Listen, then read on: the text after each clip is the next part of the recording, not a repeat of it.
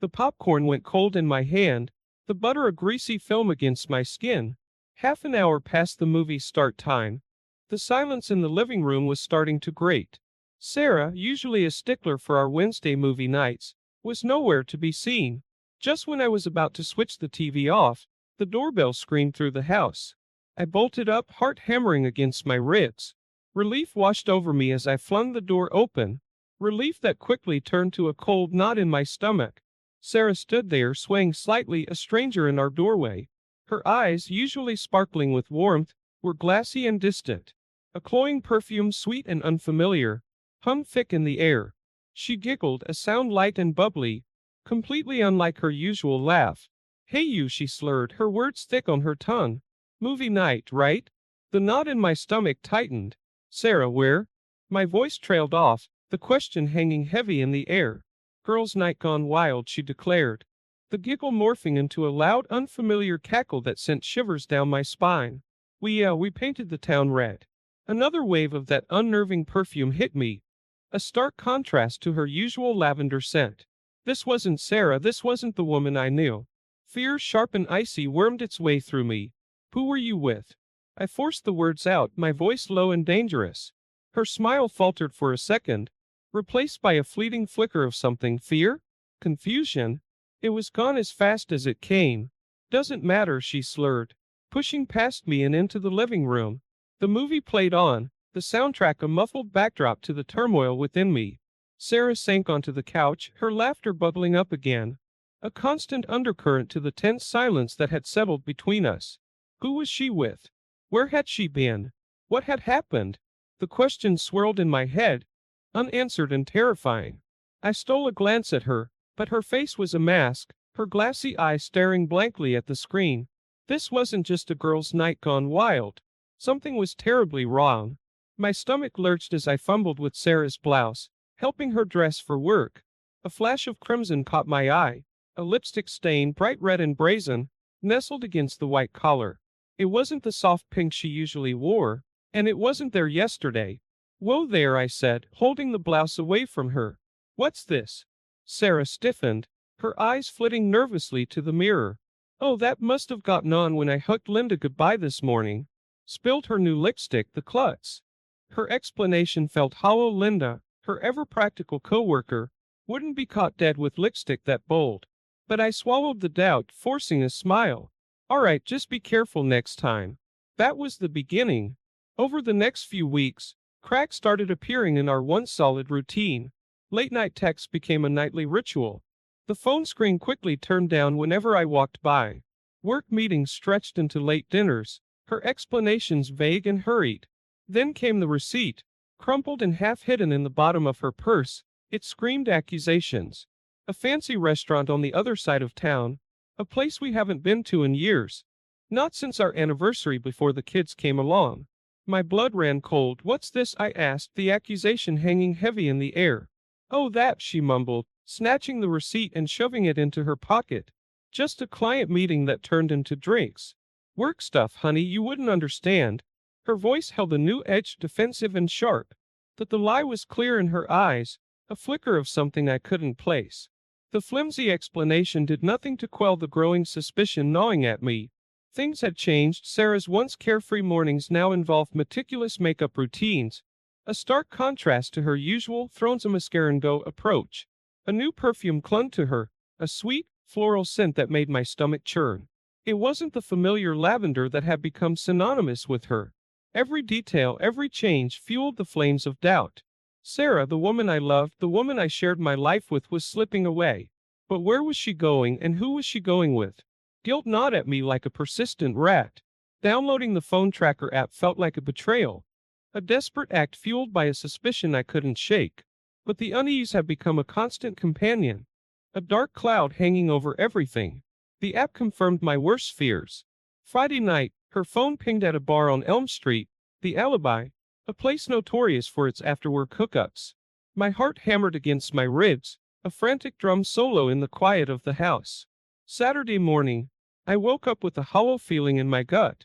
Sarah was still asleep, her face peaceful, the image a stark contrast to the turmoil within me. I grabbed my phone, pretending a work call, and snuck out the door. The alibi was buzzing when I walked in. A cacophony of chatter and laughter. My eyes scanned the crowded room, searching for the flash of blonde hair that would shatter the fragile hope clinging to me. There she was at a corner booth, laughing with a group of men. None of them looked familiar. Fury, hot and raw, surged through me. I wanted to storm over there, confront her, demand answers. But something held me back. Maybe it was the fear in her eyes when I'd caught her with the lipstick stain. A fleeting fear I couldn't explain. Instead, I melted back into the crowd, unseen, unheard. The image of Sarah, her face lit up with amusement for someone other than me, burned into my memory. The laughter that had once filled our home now echoed in my head, a cruel reminder of the life slipping through my fingers. As I walked away, the question loomed large. Who was this woman I was married to, and what secrets was she hiding? The front door slammed shut behind me, the noise echoing through the empty house like a gunshot. My heart hammered a frantic rhythm against my ribs, adrenaline coursing through my veins. The image of Sarah, laughing with another man, was branded into my brain, a vivid reminder of the betrayal. I stormed into the living room, the crumpled receipt clutched tightly in my hand. Sarah was there, perched on the couch, a book in her lap, a picture of domestic bliss shattered by my arrival. Don't even pretend, I spat out, the words tumbling over each other. The bar Friday night, care to explain? The book clattered to the floor as the color drained from her face. For a horrifying moment, she looked like a stranger, a ghost of the woman I knew. What are you talking about? Her voice was shaky, but her eyes held a flicker of defiance. Don't play dumb, Sarah, I growled, shoving the crumpled receipt in her face. This receipt, the alibi, you were there, weren't you? The defiance crumbled, replaced by a wave of shame. She sank back onto the couch, tears welling up in her eyes. The truth tumbled out in a torrent of words, a tangled mess of emotional neglect, and a desperate longing for excitement. Years of unspoken resentment surfaced, years of frustrations that had festered beneath the surface of our seemingly perfect life. Each accusation felt like a blow, each defense a flimsy shield against the storm of anger and hurt. The night devolved into a shouting match, our voices rising and falling in a chaotic symphony of pain. Words that had been unspoken for years were ripped from our throats, leaving raw wounds in their wake. Hours later, exhausted and drained, we collapsed on opposite sides of the bed. Sleep eluded me, the weight of the fight pressed down on me, suffocating. The familiar comfort of the bed felt alien, cold, and unwelcoming.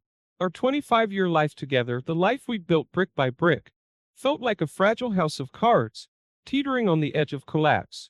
The future stretched before me, uncertain and terrifying. Could we rebuild what had been shattered? Or would the foundation of trust, once so strong, crumble to dust, leaving only the wreckage of our dreams? Sunday bled into existence slow and heavy, the silence in the house thick enough to choke on. We moved around each other like ghosts, the air crackling with unspoken words and shattered trust. Every cough, every rustle of the newspaper felt magnified, a stark reminder of the chasm that had opened between us. Breakfast was a silent affair, coffee and toast consumed without a single glance in each other's direction. The tension hung heavy in the air, a suffocating weight on my chest. Monday morning arrived, a monotonous echo of the broken weekend. Sarah, looking pale and drawn, surprised me by suggesting couples therapy. A flicker of hope sparked in my chest, a fragile butterfly battling the storm of doubt swirling within me. Maybe it could help, I stammered, the words catching in my throat. The therapist's office was sterile, the beige walls offering no solace. We sat awkwardly on a worn leather couch, pouring out the wreckage of our relationship in measured tones. Her words were clinical, detached, offering tools for communication and reconciliation. A part of me clung to the hope she offered, a lifeline in a sea of despair. But the distrust lingered, a bitter aftertaste in my mouth. Every time Sarah spoke, I searched for a flicker of truth, a hint of the woman I once loved. But all I saw was a stranger, someone who shared my name but harbored secrets I couldn't even begin to fathom. The therapist suggested individual sessions too. Sarah readily agreed, a flicker of remorse, or maybe something else entirely, flitting across her eyes. Over the next few weeks, we became regulars at her office, dutifully attending both couples and individual sessions. But the sessions felt sterile, a forced attempt at CPR on a relationship that might already be dead. The therapist's words bounced off the walls, echoing in the emptiness that had become our marriage. Was this it? Was this all that was left of the life we built together? The hollow echo of laughter and whispered promises, replaced by a suffocating silence and a gnawing uncertainty about the future? The therapist's voice droned on about communication styles and healthy conflict resolution, but my mind was elsewhere. It felt like we were discussing the weather on a day a hurricane was about to hit. Suddenly, her words shifted, zeroing in on a specific point. Sometimes, in situations like these, there can be emotional attachments formed outside the marriage. The air in the room seemed to crackle. I stole a glance at Sarah, expecting a denial, a deflection. Instead, she was staring at the floor, her face pale and drawn. A beat of silence stretched, heavy and suffocating. Then, barely a whisper, Sarah spoke. Yes, there was someone. The world tilted on its axis. The sterile beige walls of the therapist's office seemed to close in on me. My breath hitched, a strangled gasp escaping my lips. An affair. The word hung in the air, a dark accusation. Who? I managed to force the question out, my voice hoarse. Mark, she mumbled, the name barely audible. Colleague from work. Mark. The name jogged my memory. A tall, lanky guy with a nervous chuckle. I vaguely remembered him from a couple of work events, someone Sarah had introduced me to in passing. How long? My voice was a low growl, barely containing the storm raging inside me. A few months, she mumbled, her eyes downcast. Did just happen. Few months. The words echoed in my head, each iteration a fresh blow. Months of stolen moments, of lies whispered in the dark. Months of living a double life while I what? Went about my days oblivious, a fool trusting a stranger in my own bed? The therapist, bless her professional heart, tried to steer the conversation back on track, but all I could see was Sarah's face. Guilt was etched there, sure, but something else flickered beneath the surface too. Was it defiance? A hint of justification? The revelation hung heavy in the air, a poisonous cloud obscuring the future. The therapy session blurred into a fog of questions and accusations. The carefully constructed facade of our marriage had crumbled, leaving behind a gaping hole filled with uncertainty and a bitter cocktail of anger and hurt. One thing was clear. The road to reconciliation, if there even was one, would be long and arduous. The trust that had taken years to build was shattered in a heartbeat. Could we ever rebuild it? Or was this the final chapter? The closing line in the story of our lives together? The car ride home from therapy was a silent war zone. The air hung heavy, thick with the unspoken words churning in my gut. Sarah sat beside me, a statue carved from ice, her gaze fixed on the passing scenery. Every mile felt like an eternity, each tick of the clock an accusation hammering against my skull. Reaching the house, I practically leapt out of the car, the need for fresh air, for any space away from her suffocating me. Inside, the silence pressed down on me, a physical weight on my chest. The house, once a sanctuary, now felt like a stranger, its walls echoing with the ghosts of our shattered life. Sleep was a distant dream that night. I tossed and turned on the couch, the familiar cushions offering no comfort. Every creak of the floorboards, every rustle in the house sent a jolt of nervous energy through me. The following days were a blur of activity, a desperate attempt to keep the rising tide of emotions at bay. Lawyers materialized like vultures, circling our carcass of a marriage, their voices a droning monotone as they discussed assets and alimony. Financial discussions, once a mundane part of life, now felt like a grotesque autopsy, dissecting the very foundation of our existence. Sarah sleepwalked through it all, a ghost haunting the halls of our once happy home. The vibrancy that had once sparkled in her eyes was extinguished, replaced by a dull ache of shame.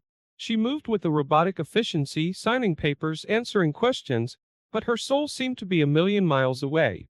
The house itself felt like a tomb. Every corner held a memory, a photograph, a piece of furniture, silent witnesses to the love that had bloomed and now withered. Laughter echoed in my head, a cruel reminder of happier times. Now only the suffocating silence remained, a constant companion in this waking nightmare. The revelation of the affair had ripped the rug from under my world. Everything I thought I knew, everything I thought we had built together, lay in ruins. Distrust gnawed at me like a persistent rat, leaving behind a trail of doubt and despair. Could we salvage anything from the wreckage? Or was this the final act, The curtain falling on the play of our lives? The future stretched before me, a desolate landscape shrouded in uncertainty. The realtor bustled around the living room, her voice chirping about great curb appeal and spacious entertaining areas. I followed her like a zombie, pointing out minor repairs and upgrades we'd made over the years. Each word felt like a nail being hammered into the coffin of our marriage. A couple, young and eager, lingered by the fireplace. The woman's eyes snagged on a framed photo of us on our wedding day, smiles wide and naive. A laugh escaped her lips, light and carefree. The irony of it nearly choked me. The house sold faster than I expected. Standing on the curb on closing day, the moving truck filled with our belongings felt surreal. The new owners, a young family with excited children, buzzed with anticipation as they unlocked the door. We were an afterthought, ghosts fading away from the life we built here. Two separate apartments became our new realities. The silence was deafening. No more shared routines, no clinking of coffee mugs in the morning, no late-night whispers about our day. Just the hollow echo of loneliness bouncing off the bare walls. I threw myself into work, seeking refuge in the familiar grind. Bills piled up, emails demanded attention, deadlines loomed. But the work offered little solace. Sarah's face flashed in my mind during every pause, a constant reminder of the gaping hole in my life. Social media became a minefield. Mutual friends posting pictures of happy families, and weekend getaways felt like a personal attack. Their joy seemed to mock my misery.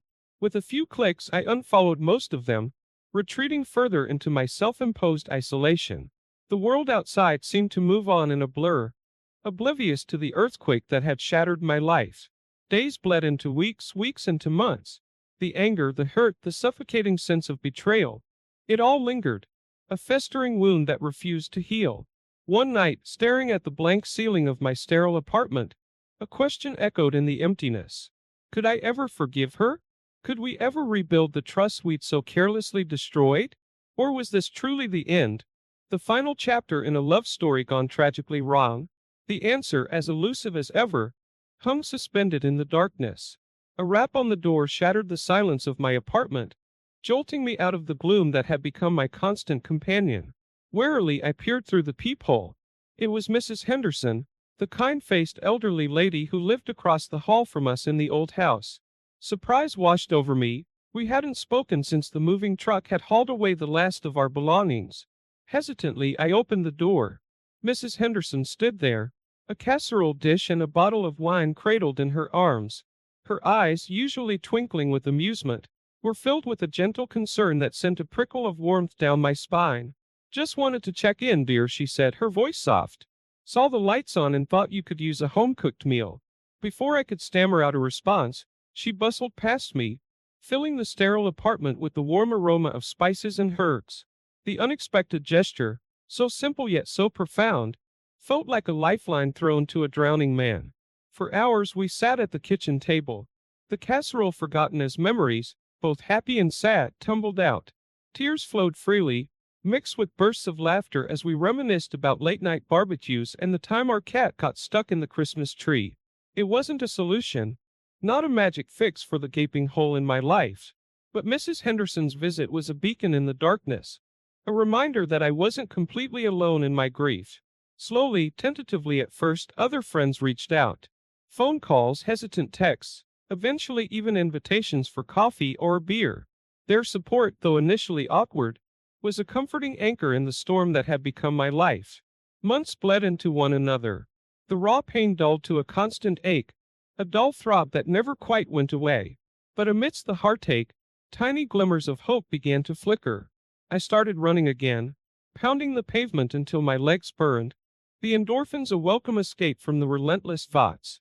One day at the grocery store I bumped into a former colleague, Mark. After the initial surprise, we fell into conversation, catching up on the years since we'd last spoken. He mentioned a new photography class he was taking, his eyes alight with enthusiasm. The conversation sparked something long dormant within me. Dusting off my old camera, a forgotten relic from a happier time, I signed up for the same class. The click of the shutter, the smell of developing chemicals in the darkroom, the thrill of capturing a perfect shot, all of it brought back a forgotten sense of joy. The class became a refuge, For a few hours each week, I could lose myself in the world of light and shadow, the composition and focus. It wasn't a cure-all, but it was a start. A tiny step towards rebuilding a life shattered by betrayal. The future remained uncertain, but for the first time in a long time, a flicker of hope danced on the horizon. The official document landed on the table with a dull thud. Divorce decree, the lawyer announced, his voice devoid of any emotion. Finality slammed into me, a physical blow that knocked the wind out of my lungs. 25 years reduced to a piece of paper with legalese. The pain was still there, a dull ache that resided deep within me, but beneath it, a strange sense of clarity bloomed. The life I knew might be gone, buried under the rubble of betrayal and heartbreak, but there was still a future out there, waiting to be written. Weeks turned into months, the raw edges of grief slowly smoothing into a dull ache. One evening, after a particularly long day at work, I found myself staring at Sarah's number in my phone's contact list. My finger hovered over the call button, a mixture of trepidation and a strange sense of purpose warring within me. With a deep breath, I pressed the call. The silence on the other end stretched until Sarah's voice, hesitant and uncertain, filled the receiver. We talked for a while, the conversation stilted at first, then flowing with a newfound honesty. There were no accusations, no angry outbursts. Just two people acknowledging the wreckage of what we once had, the dreams that had turned to dust. A quiet acceptance settled between us, a bridge built tentatively over the chasm that had opened up. Life continued, a slow and steady march forward. I reconnected with old friends, joined a hiking group, explored the city with a newfound sense of curiosity. The world, once viewed through a filter of anger and hurt, began to regain its vibrancy. There were still moments, of course, when the past ambushed me, a familiar song on the radio, a scent that triggered a memory. The sadness would wash over me, a bittersweet reminder of what I'd lost. But the anger had faded, replaced by a quiet resilience.